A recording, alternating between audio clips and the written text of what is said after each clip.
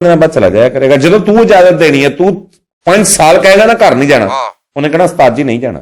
ਚਲੋ ਫਿਰ ਲੈ ਲਊਗਾ ਕੁਛ ਵੀ, ਇੰਨੀ ਸੇਵਾ ਸਾਡੇ ਜਿਹੜਾ ਮੇਰਾ ਉਸਤਾਦ ਸੀ ਨਾ ਗਫਾਰ, ਉਹਦਾ ਇੱਕ ਜੁਮਲਾ ਹੁੰਦਾ ਸੀ, ਉਹ ਕਹਿੰਦਾ ਹੁੰਦਾ ਸੀ ਕਰ ਉਸਤਾਦ ਦੀ ਸੇਵਾ ਤੇ ਖਾ ਮੇਵਾ। ਵਾਹ ਵਾਹ। ਤੇ ਇਹ ਹੁਣ ਭੋਲੇ ਨੂੰ ਵੀ ਕਹਿ ਦੇ ਕਰ ਬਿਸ਼ਾਰਤ ਦੀ ਸੇਵਾ ਤੇ ਖਾ ਮੇਵਾ। ਮੈਂ ਉਹਨੂੰ ਦੱਸਦਾ, ਮੈਂ ਕਿਹਾ ਜੀ ਗੋਲੇ ਹੋ ਕੇ ਕਮਾਉਣਾ।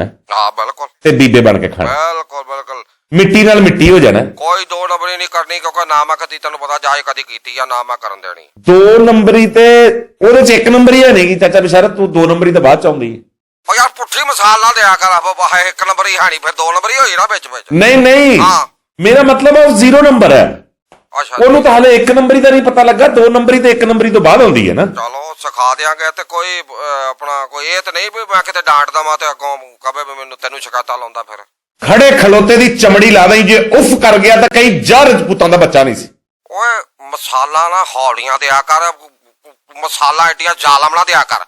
ਆਹ ਚਮੜੀ ਲਾ ਦੇ, ਮੈਂ ਮਿਸਤਰੀਆਂ ਕੇ ਕਸਾਈਆਂ ਯਾਰ।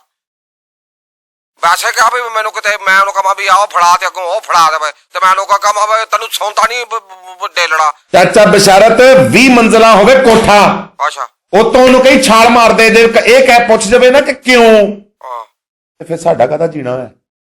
ਉਹ ਯਾਰ ਤੂੰ ਮੇਰੇ ਲਈ ਮਸਾਲਾ ਕਿਉਂ ਨਹੀਂ ਦਿੰਦਾ? ਉੱਤੋਂ ਮੈਨੂੰ ਕੋਠੇ ਤੇ ਛਾਲ ਖਾਲੀ ਮਾਰੀ ਮੇਰੇ ਕੋ, ਉਹਨੇ ਖੁਦਕੁਸ਼ੀ ਸਿੱਖਣ ਆਉਣਾ ਉਹਨੇ ਮੇਰੇ ਕੋ।